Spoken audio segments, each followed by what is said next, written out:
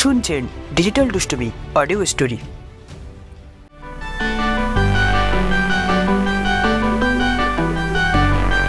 নমস্কার, ডিজিটাল দুষ্টুমিতে আজকের গল্প হলো সুনির্মল বসুর লেখা গোবিন্দ দার গোয়েন্দাগিরি।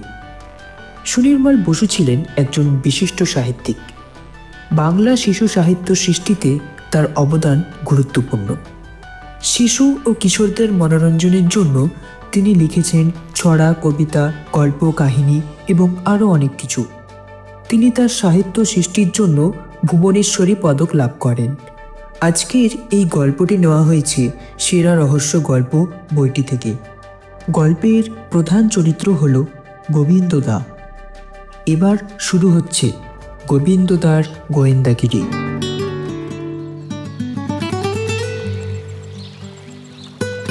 সেদিন ভোরবেলা শহরের সমস্ত দৈনিক খবরের কাগজগুলিতে এই সংবাদটি বড় বড় অক্ষরে ছাপা হয়েছিল, 500 টাকা পুরস্কার। বাগবাজারের গলিতে কে বা কাহারা একটি অজ্ঞাত বাঙালি যুবককে বিষ প্রয়োগে হত্যা করিয়াছে। হত্যাকারীর সন্ধান যে দিতে পারিবে তাহাকে 500 টাকা পুরস্কার দেওয়া হইবে। এই ঘোষণাটি পড়ে আমাদের গোবিন্দদা উৎফুল্ল হয়ে উঠলেন। গোবিন্দদাকে তোমরা চেনো না? ওই যে, যিনি ঘুঁটের ব্যবসা করে একসময়ে বিস্তর টাকা উপার্জন করেছেন, যার অবর্ত ছারপোকা বিধ্বংসী পাচন একসময় সারা বাংলায় হুলস্থুলো লাগিয়ে দিয়েছিল।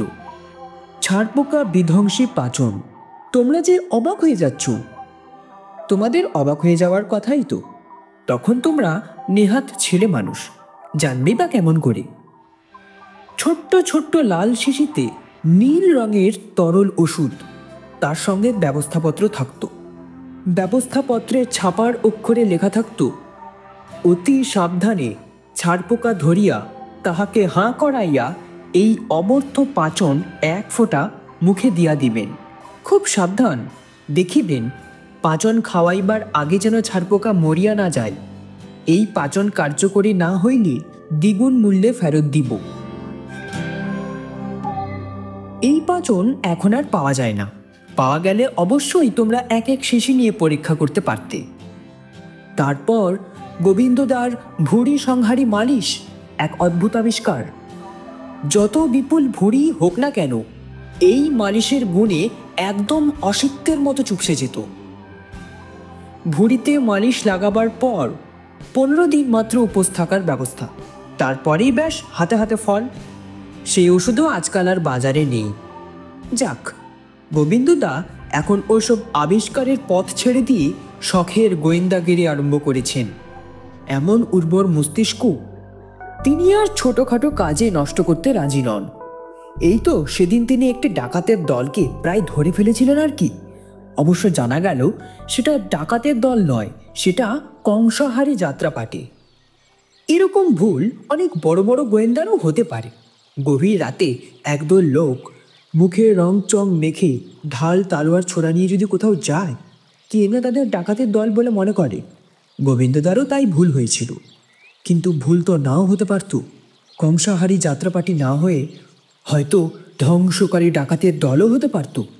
আর একবার একটা টুকরো চিঠির অংশ কুড়িয়ে পেয়ে গোবিন্দদা একটা হত্যার ষড়যন্ত্র ধরে ফেলেছিলেন আর কি।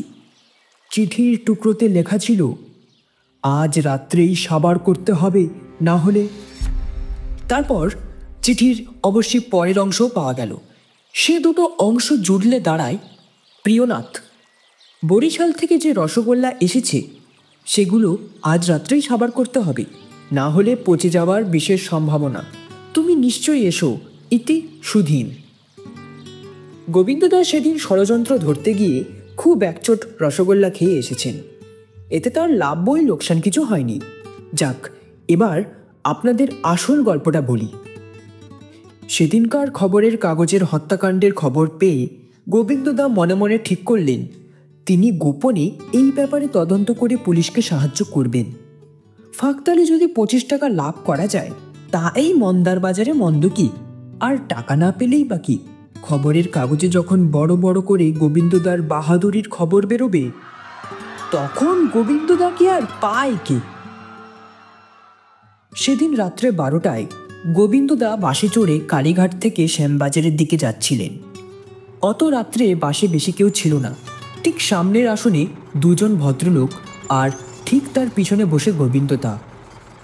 বাঙালি দুজনের মধ্যে একজনের খুব রোগা ছিপছিপে চেহারা, মাথায় বড় বড় চুল, চোখে কালো চশমা, আর একজনের বেশ বলিষ্ঠ দেহারা চেহারা।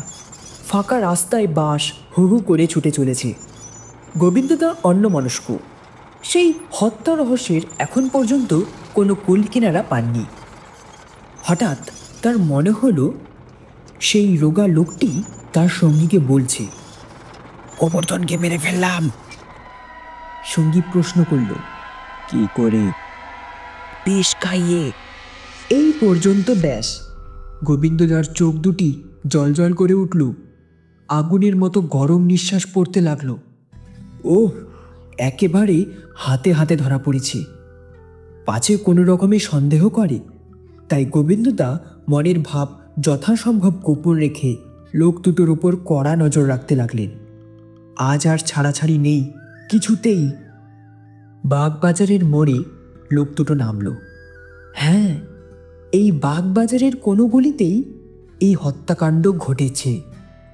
ঘুঘু দেখেছ, ফাঁদ দেখনি? তোমরা ঘোরো ডালে ডালে, গোবিন্দদা ঘোরেন পাতায় পাতায়। গোবিন্দদা বাম দিক থেকে নেমে চুপচুপে খুনে লোকটিকে অনুসরণ করে চললেন। বাড়িটা জেনে এক্ষুনি পুলিশে খবর দিতে হবে। ওই যে বাড়ি, গ্যাসের আলোতে বাড়ির নম্বরটা বেশ পড়া যাচ্ছে, 15 নম্বর। আচ্ছা দাঁড়াও। গোবিন্দদা পুলিশে ফোন করলেন। হ্যালো, শিগগিরই আসুন, হত্যাকারীকে ধরেছি।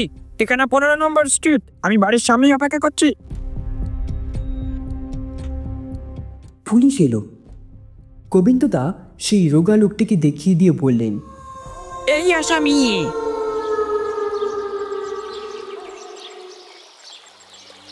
তার পরের দিনের ঘটনা। গোবিন্দদা মুখ চুন করে বাড়ি এলেন। তিনি আমাদের কিছু বললেন না বটে, তবে আমরা খবর পেলাম গোবিন্দদা হত্যাকারী সন্দেহ করে একজন উদীয়মান সাহিত্যিককে ধরেছিলেন। সাহিত্যিক বেচারির একটি উপন্যাস সাময়িক একটা কাগজের প্রতি সপ্তাহে বের হচ্ছিল। সেই উপন্যাসের নায়ক হচ্ছেন গোবর্ধন। সেই গোবর্ধন বিষ খেয়ে আত্মহত্যা করবে, পরের সংখ্যায় এই বিষয়টি বেরোবে। তাই সাহিত্যিক বায়োস্কোপ দেখে ফেরবার পথে সেই কাগজের সম্পাদকের সঙ্গে এই সম্বন্ধেই আলোচনা করছিলেন।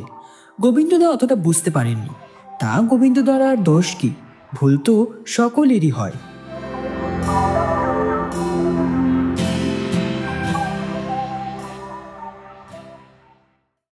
এতক্ষণ শুনছিলেন ডিজিটাল দুষ্টুমি অডিও স্টোরি। গল্পটি ভালো লাগলে একটি লাইক দেবেন এবং আমাদের চ্যানেলে নতুন হয়ে থাকলে চ্যানেলটিকে সাবস্ক্রাইব করে পাশে থাকা বেল আইকনে ক্লিক করতে অবশ্যই ভুলবেন না। আপনার সহযোগিতার জন্য ধন্যবাদ।